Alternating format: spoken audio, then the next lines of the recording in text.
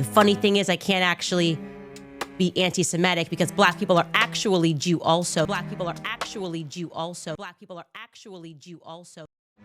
All right, ladies and gentlemen, happy Wednesday. I'm going to start today by letting you know that Kanye was right. Kanye was right. Remember back in 2022 when he was a little bit sleepy, right? Poor guy just needed a nap. He just needed a nap.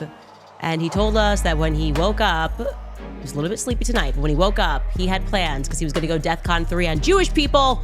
The funny thing is I can't actually be anti-Semitic because black people are actually Jew also. You guys have toyed with me and tried to blackball anyone, whoever opposes your agenda. It was too soon, but boy, oh boy, was he right about blackballing people who are opposed to a specific agenda. Let me ask you, if I can, about the allegations that you have made anti-Semitic comments. And in particular, when you said on Instagram, I'm a bit sleepy tonight, but when I wake up, I'm going DEFCON 3 on Jewish people. Now, many people who are Jewish found that deeply offensive. They wanted to know, what did you mean by going DEFCON 3 on Jewish people? Because DEFCON 3, as you know, is a heightened state of awareness for military action. So what did you mean by that? Here's your chance to clarify what you meant by DEFCON 3 on Jewish people.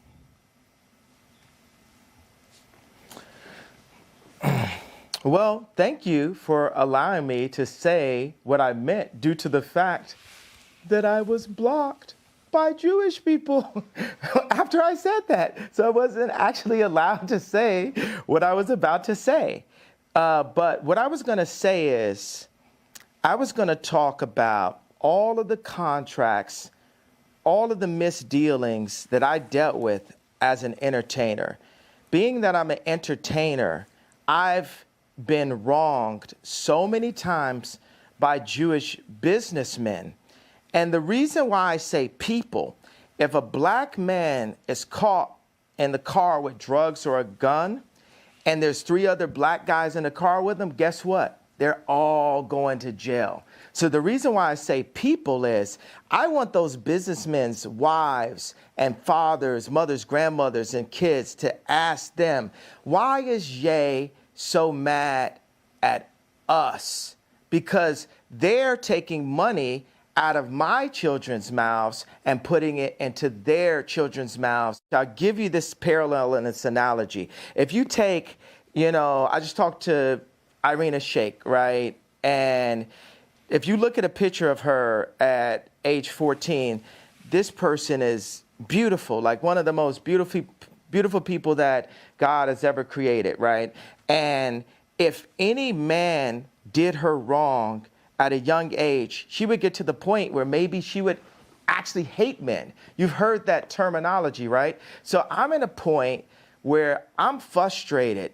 I have the right to my anger, and I'm saying that people need to fix it. I'm not going to fix what I feel until what I'm feeling is fixed. So I'll go ahead and take the baton from Kanye because he might still be napping. We don't even know. He never got to express himself more fully before the world had a breakdown and pretended like he had, murdered a bunch of Palestinian children.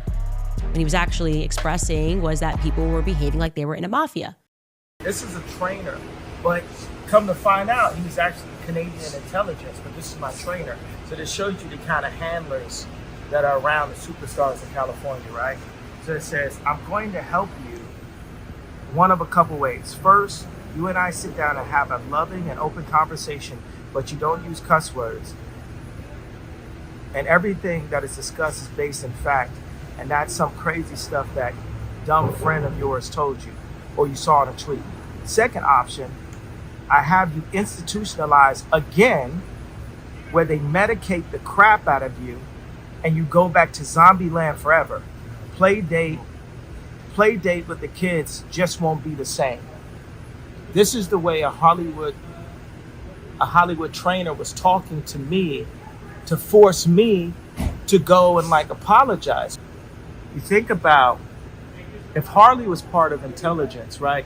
What kind of people you think are surrounding my kids? What kind of people you think are in that house? But very few people took that claim seriously. In fact, it was exactly the kind of thing a crazy person would say. My trainer drugged me into submission. He's trying to make me into a zombie. Right. Sure he did. Have another olanzapine shot, Kanye. You look tired. So that's where the story stood until the other day. Nobody believed Kanye West. Then West posted something remarkable on Twitter, which for some reason virtually all of American media ignored, which is odd because media outlets are not usually in the business of ignoring remarkable things, but they did. And what he posted was a picture of a text exchange that he had had with Harley Pasternak. Pasternak was explaining that West had better stop saying, quote, crazy stuff. In other words, he'd better get back on script, or else he would be severely punished. Quote, second option, if you don't shut up, quote, I have you institutionalized again, where they medicate the crap out of you, and you go back to zombie land forever. Play date with the kids just won't be the same. That's what he was going through. That's what I am living through, that people are organizing like they are quite literally in a mafia to try to destroy my life. And their goal is to emotionally break you, to make you psych 5150 you, like they did to Britney, right? To get you on drugs, like they do to a lot of people that are in Hollywood. They get them addicted to drugs so that they can control them, to catch you in a compromised situation, to threaten to take your children away. These are their tactics to be able to control virtually everything, right? That's what they want. They don't want to see a company rise that they don't have a leg in, because they want to influence the masses. That's the reality. And that is why I am now understanding they are obsessed with me and Tucker. Why can't you just disagree with us? That is why they are now turning to Megyn Kelly in the same way, with the same viciousness. I think that what Candace Owens is doing right now is evil. It is evil what she is doing right now. Okay, and I say that again. But what? Because like I didn't opine on whether it's evil or not, but my position is it's really none of my business. And why is it? But I have a question. Why is it none of your business? I mean, you comment on these things for a living. I'm not mother of the internet. No, but if this were on the left and somebody were accusing Charlie Kirk of his wife having murdered him, I assume that you would be talking about it. Is that what Candace is accusing Erica of? Yes. Of murdering her own husband? She's accusing TPUSA insiders and other members of the right wing, including Seth Dillon, of being involved in the murder of Charlie Kirk, yes. Okay. Like I said, I don't take in that content, which is an honest statement. I don't have time to watch Candace's show. I believe you. But the point that I'm making is that what I understand friendship Candace should not, in our business, I think it's important. Listen, Candace friendship and I are should not friends. trump. We don't even know each other. I understand, but even with Tucker, friendship should not trump our manifest requirement to speak out when people do and say things that are both detrimental to conservatism and morally wrong. Okay, so I don't totally disagree, but I think the way of handling that, at least for me, is much different. Some are calling me an anti-Semite. Why? What did I say? What did I do? Did I step on a rake and say something super anti-Semitic without realizing it? No, it's because I won't defriend you, and I won't condemn and say that Candace Owens is hateful. Hi, Megan. Hi. My name is Joshua. My question is, during a recent stop, you had Ben Shapiro as a guest, and he had made some claims about Candace, saying that she had said certain things online, and when he made those claims, you looked visibly uncomfortable because, you hadn't heard that and couldn't verify that. So my question is, why did you look so uncomfortable in that moment, and have you researched the claims that he made since? Thank you for that. Yeah, no, he said that Candace has been claiming Erica Kirk was behind the murder of Charlie, which I had not heard, and I was taken aback because that seems like something I would have heard. It's so crazy. And I have since learned it is not true. Candace has not made that claim. And in fact, I've now seen several clips of Candace specifically defending Erica Kirk and saying she would never make a claim like that about Erica, and that she is open-minded to other people at Turning Point. That's obvious. She's been making that point. I had heard that point. But she's specifically been defending Erica Kirk, and she's been saying she does not think that of Erica. And in fact, if you read her comments, she's under pressure to make comments about Erica. And so far, what I've seen, she hasn't. So thank you for that question. They want me really, really badly to condemn Candace Owens. And I'm sorry to break it to them, but I am responsible for what I say, not for what anybody else says. I am not Candace Owens's policeman. And by the way, they're kidding themselves that if just one more voice will say something nasty about Candace, she could finally be controlled. Like, how well has that worked so far? But again, the instinct is to stop her speech, stop it. Make her stop it. Make Tucker stop saying the things. Well, I have no desire to, and I have no power to. And for that, I was called a coward by Ben Shapiro at the Turning Point event, AmFest, in December. And the people who refuse to condemn Candace's truly vicious attacks, and some of them are speaking here, are guilty of cowardice. Yes, cowardice.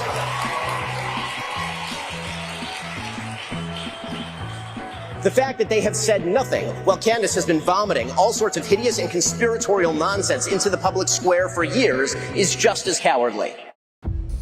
Who, by the way, in my last exchange with him, literally said, our friendship, his and mine, is too important to both of us to make it depend on whom else we are friends with and aren't friends with. That is literally the last text I have from Ben Shapiro. The next thing I knew, he was standing on the stage at Turning Point calling me a coward for this very thing. So I am convinced now more than ever that there is a crew for whom everything revolves around Israel. A funny story actually about that DEFCON 3 tweet. I don't know what happened. I don't even know what time of night it was that inspired him to put out that tweet. What I can tell you is that tweet cost me many millions of dollars, okay? I was not with Kanye when he tweeted it. I did not retweet Kanye. I did not did not push a like when Kanye tweeted it.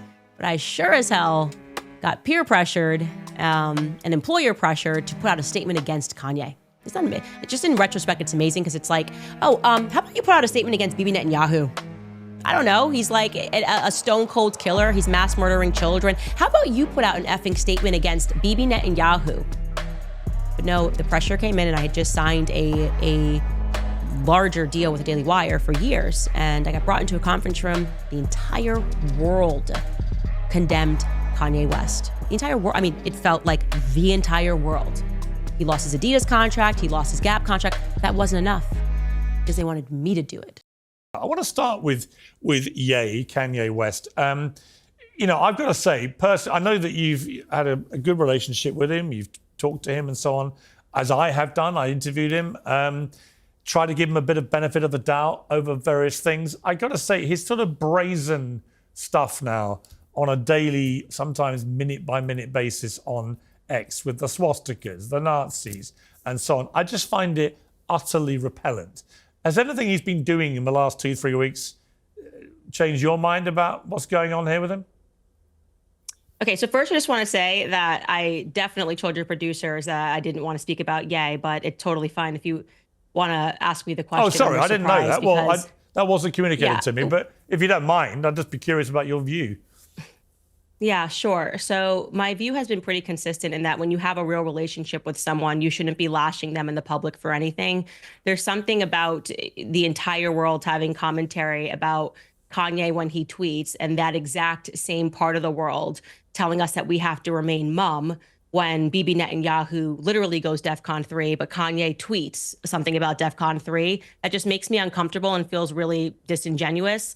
And like I said, when you have an actual relationship with someone, if you have anything to say to them, you should say that to that person directly. And so I'm just not going to partake in this sort of like Judas culture of stabbing people in the front when you have a real relationship with them. And I've maintained that consistently, and I'm not going to break that code today. I mean, some would say, look, I just want to play this clip and get your response to this.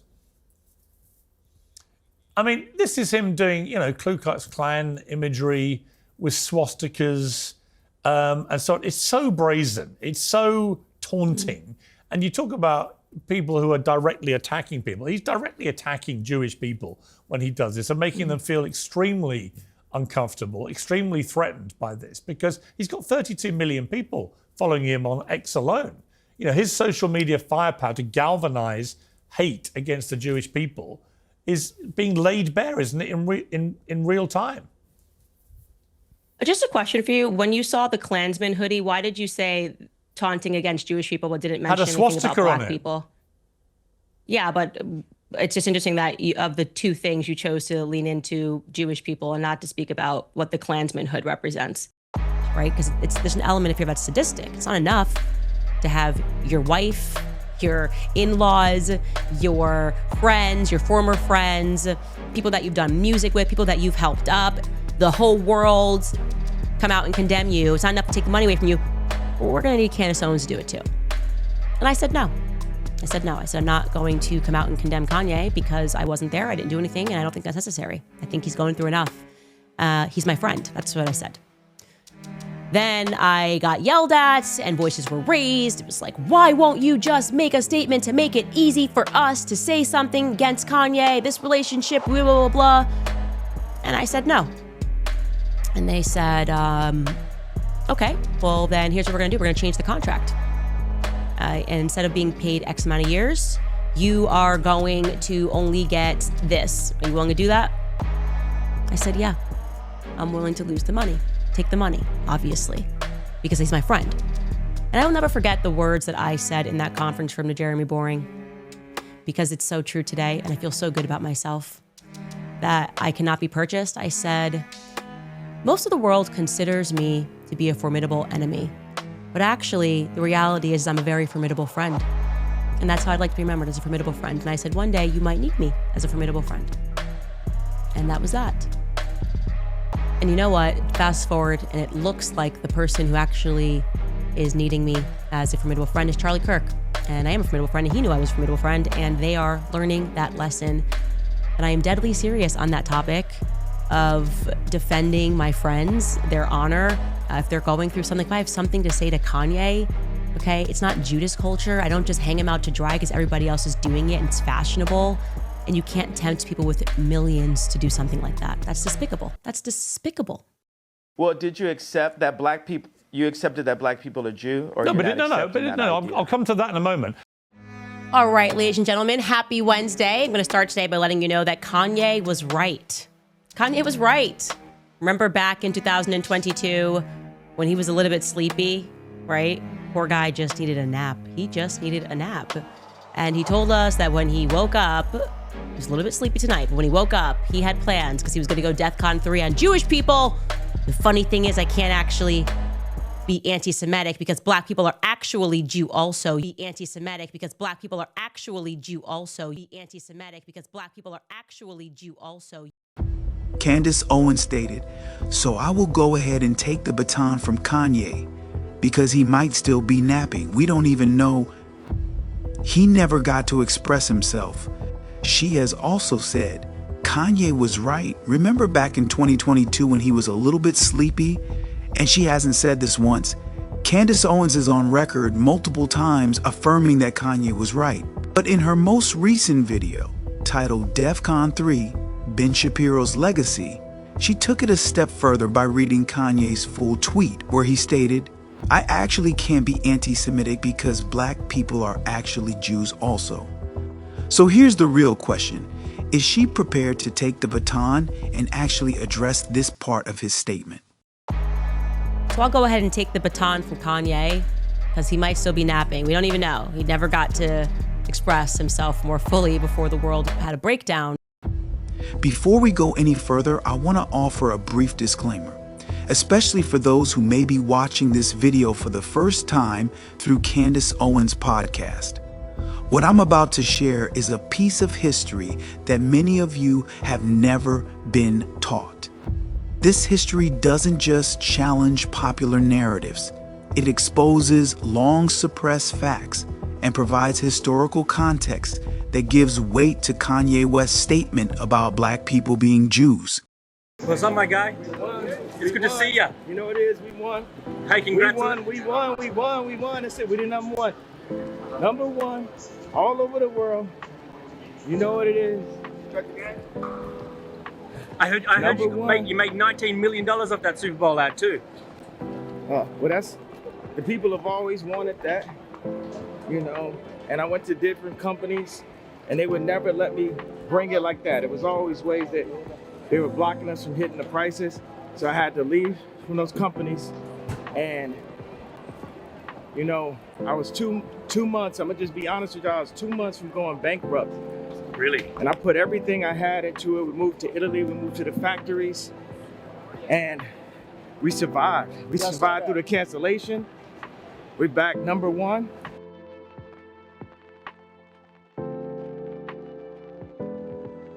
Do you think the controversy helped you? It wasn't about the controversy. It was about the ability to say how you felt out loud. And if I didn't have the various skill sets of music and clothing and the fan base, they would have been able to destroy me. But because we had all those skill sets, somehow I'm here inside of this universe, able to fight. You can't be destroyed, it would appear.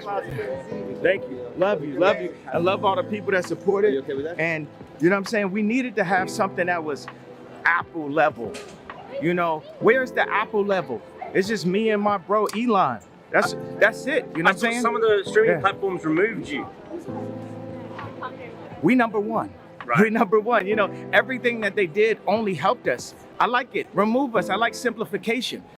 Now I understand why Kanye, after he burned everything to the ground, said to me, I feel like I'm finally free, because it is exactly like leaving a gang that you had no idea you were pledging.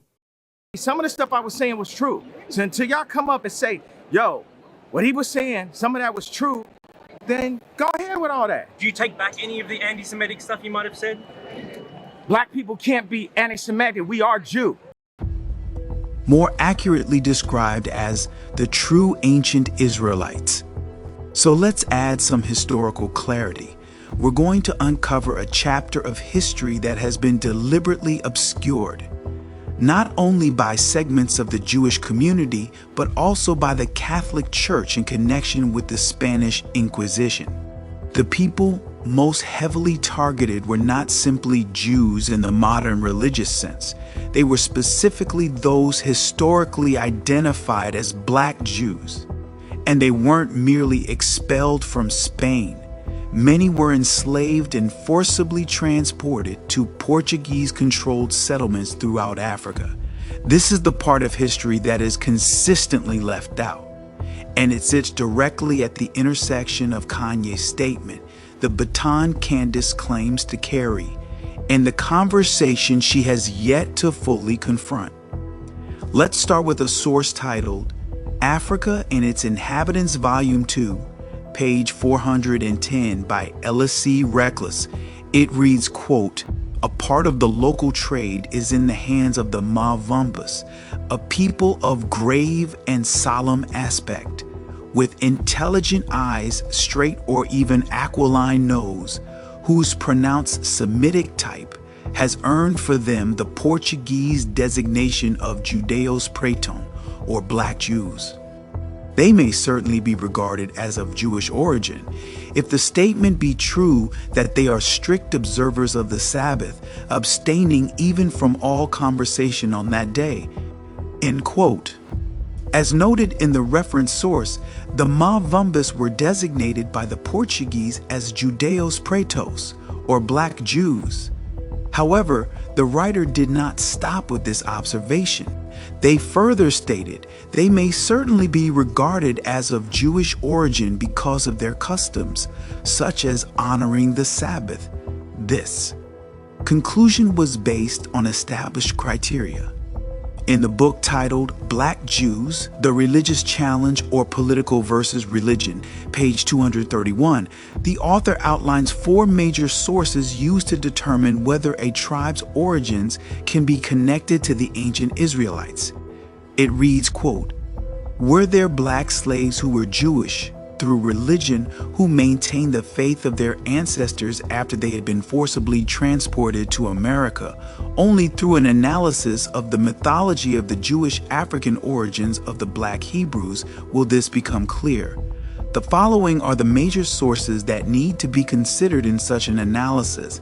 A. Witnesses' tales of the explorers who mention the existence of communities of Black Jews on the African continent, and particularly in the areas where the slave ships picked up the Black slaves. B. Rites and customs, which have more or less explicit analogies with those of Judaism. C. The semantics and the dialectology of some African societies reveal some features comparable with those of Judaism. D. The deductions and conclusions of anthropological and sociological work done in Africa. It is well known that 1,500 years before Islam, Judaism was present in Africa. Travelers' tales and the stories of journeys across North Africa, the Sahara, and the Sudan provide considerable evidence of the existence of Jewish communities on the African continent. We know that from the time of St. Jerome, a chain of Jewish commercial towns stretched almost uninterrupted from Mauritania to India. St. Augustine learned Hebrew in Tazim, where there was a Judeo-Syrian colony which came from Cyrenaica. These groups went as far as Awukar in the southern Sahara, and according to the Chronicles of the Sudan, end quote. Let's go to another source titled The Jews of Spain and Portugal and the Inquisition by Frederick David Mokada on page 57. It reads, quote, "This circumstance induced King John to hasten their departure from Portugal, for which purpose ships were duly provided according to the agreement. But such was the temper of the captains and sailors that they subjected the Jews to the hardest possible conditions. They plundered them of their goods and valuables, even to their very clothes, and landed them naked and bare of everything on barren points of the African coast, leaving them to die of starvation or to be sold into slavery to the Moors. Nor was this all. The king wrested from their parents all children between the ages of 3 and 10 of those Jewish immigrants who from poverty or otherwise had omitted to pay the capitation tax on entering, or who were forced to remain in Portugal, and had them transported to the newly discovered islands of St. Thomas, which then swarmed with alligators and other beasts of prey to be brought up as Christians." End quote. Let's go to another source to further prove that it was black or Negro Jews, more accurately, descendants of the ancient Israelites who was enslaved during the Spanish Inquisition. This is coming from the book America Being the Latest and Most Accurate Description of the New World by John Ogilvy. On page 574, it reads, quote, "The Portuguese that dwelt on this island informed the Netherlanders that few lived above 50 years there.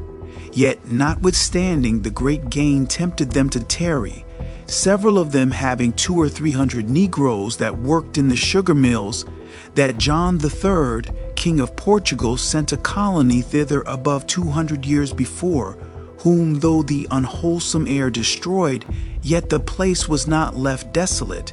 For he found new inhabitants, who first settled in Guinea, next in Angola, and lastly on the island St. Thomas, that so they might be the better used to the air. That the said king fold all those Jews for slaves that refused to embrace the Roman religion, and caused their children to be baptized, from whom coming thither in great numbers. Most of the present inhabitants were descended." End quote. Let's go to another source regarding the Spanish Inquisition. This is another source titled The Critical Review, or Annals of Literature, Volume 57, published in 1783 by a Society of Gentlemen on page 141. It reads, quote, "King John II in 1492 expelled all the Jews to the island of St. Thomas, which had been discovered in 1471, and to other Portuguese settlements on the continent of Africa. And from these banished Jews, the black Portuguese as they are called, and the Jews in Luongo, who are despised even by the very Negroes, are descended.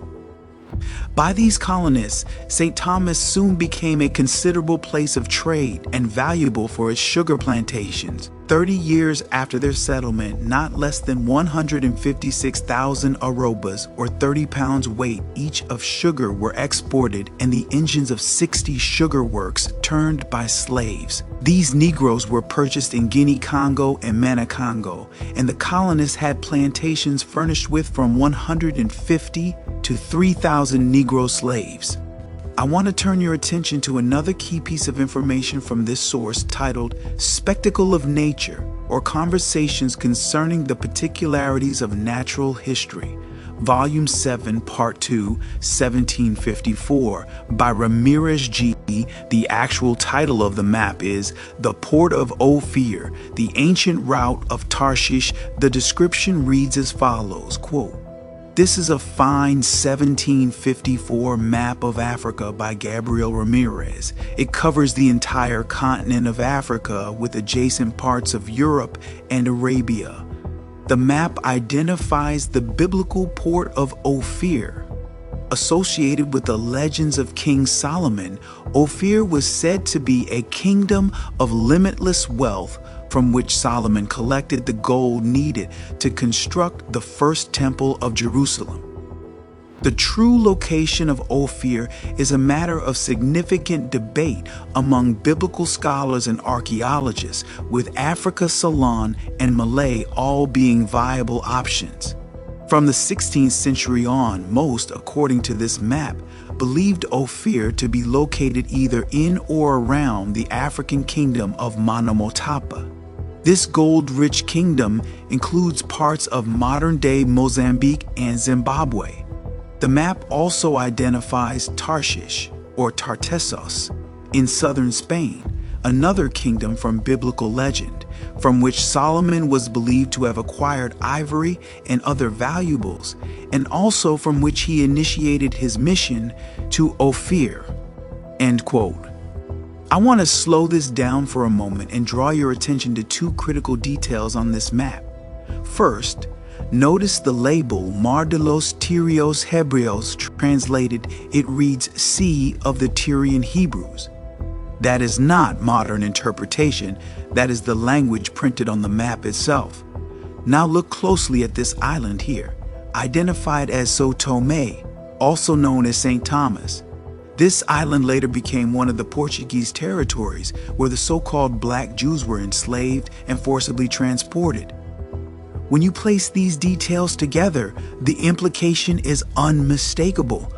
Long before the Spanish Inquisition, long before forced conversions, expulsions, and enslavement, ancient Hebrew Israelites, more specifically those connected to Solomon's maritime operations, were already navigating and operating in this region south of what would later be called the Gold Coast. This map isn't retelling a story, it's preserving one. To do that, we're going to reference the 1710 Africa map by Herman Moll, housed at Princeton University. The first thing I want you to notice is the arrow pointing to a place labeled Wida. So pause there for a moment. Why is that name significant? And more importantly, what does it translate to historically? Next, I want to draw your attention to the highlighted text on the map.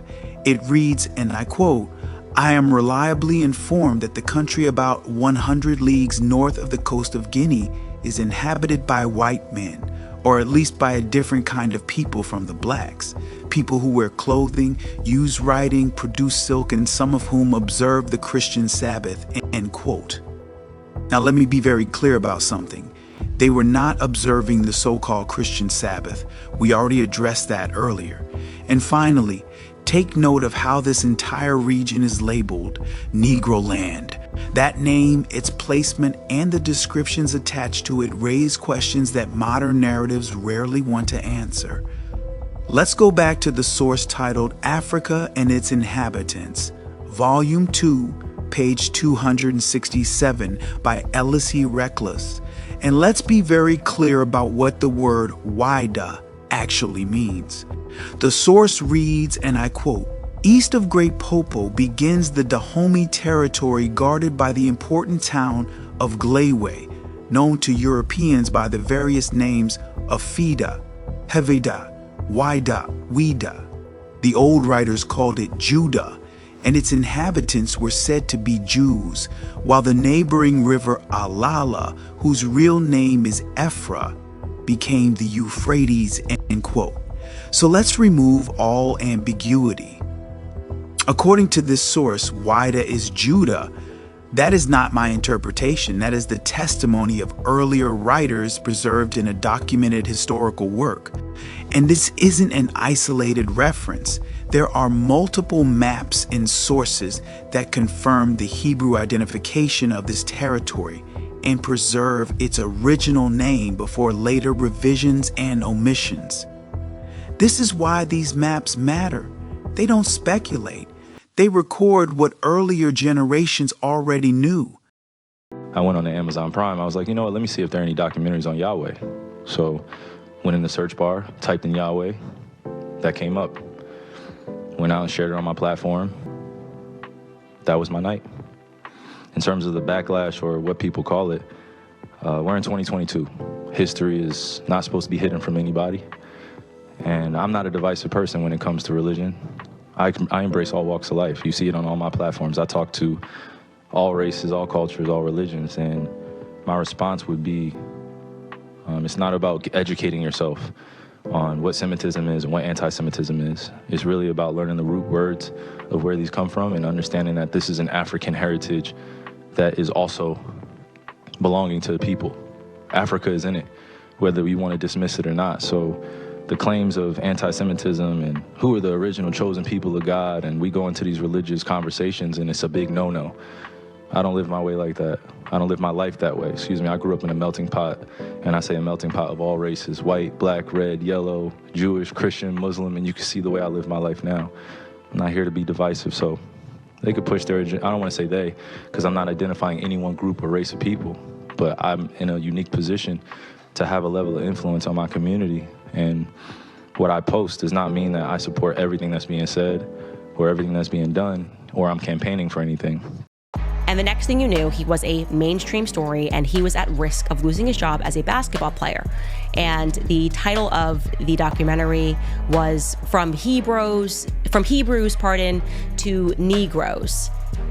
And if he had just tweeted it and the media didn't react with such insanity, probably no one would have watched it. I'm serious. Like it was a nothing thing, but they made such a big deal out of it that I remember watching the situation go down and going, okay, what is in this documentary that people are freaking out so much that the NBA has given him, you'll recall this, a list of 6 demands, a list of 6 action items that he must complete in order to return to the franchise.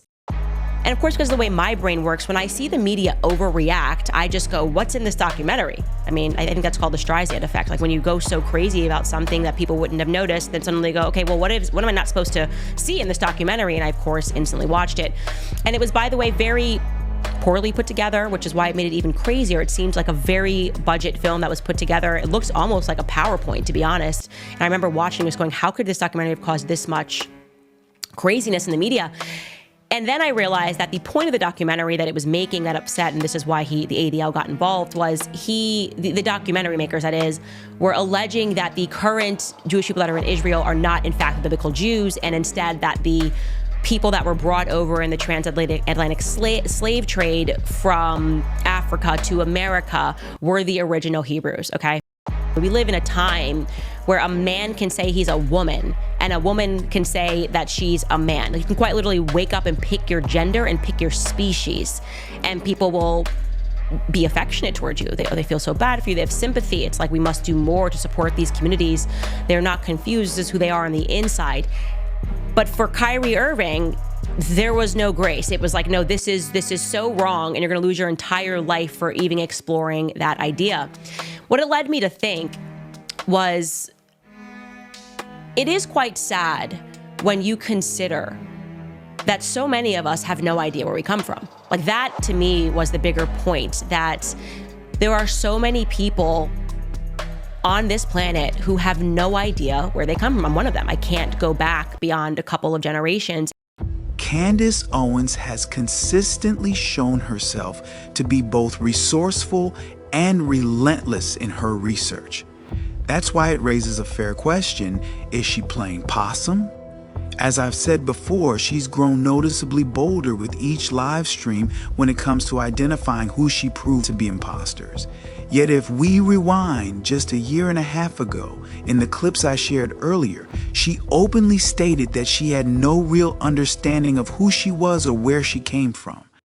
It is quite sad when you consider that so many of us have no idea where we come from. Like, that to me was the bigger point, that there are so many people on this planet who have no idea where they come from. I'm one of them. I can't go back beyond a couple of generations. Fast forward to now, and in her most recent podcast, she says she's taking the baton from Kanye West. So I'll go ahead and take the baton from Kanye, because he might still be napping. We don't even know. He never got to express himself more fully before the world had a breakdown. So the question has to be asked plainly. Do you really believe she doesn't know who she is? Do you believe she's unaware of her own history? She's also been clear that, in her view, this isn't a black versus white issue. She's gone further, identifying a group she accurately identified as Khazars and alleging that they have participated in a genocide against the white man. Who do you think tried to genocide the white man? In Europe, right? Yeah, take a look at that. I keep telling you, watch that PBS documentary that they came after me hardcore for speaking about. What the savage piece? Yeah, those are your ancestors, guys. Yeah, you are European, like white Europeans. That brings us to a necessary point of clarification, particularly concerning the religious and historical framework she embraces and how certain institutions operating under that framework have been tied to large-scale persecution and violence throughout history. These are claims that deserve careful examination, historical context, and honest comparison, especially when discussing events often labeled as genocides.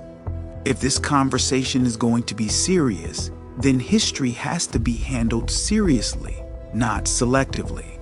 Let's go to the following source: Slavery and the Catholic Church, the history of Catholic teaching concerning the moral legitimacy of the institution of slavery, 1975, by John Francis Maxwell, page 52 and 53. It says, quote, "Papal grants to the kings of Portugal, giving authority to enslave the Saracens and other non-Christians of West Africa with whom Christendom is at war, 1452 to 1514.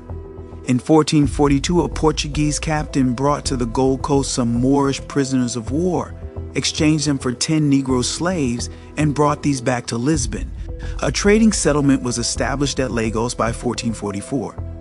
It would appear that by 1452, the Portuguese were anxious to establish their property rights over their newly discovered West African territories, and so Pope Nicholas V was approached and was apparently led to believe that these territories of the Guinea coast were inhabited by Saracens and other enemies of Christendom.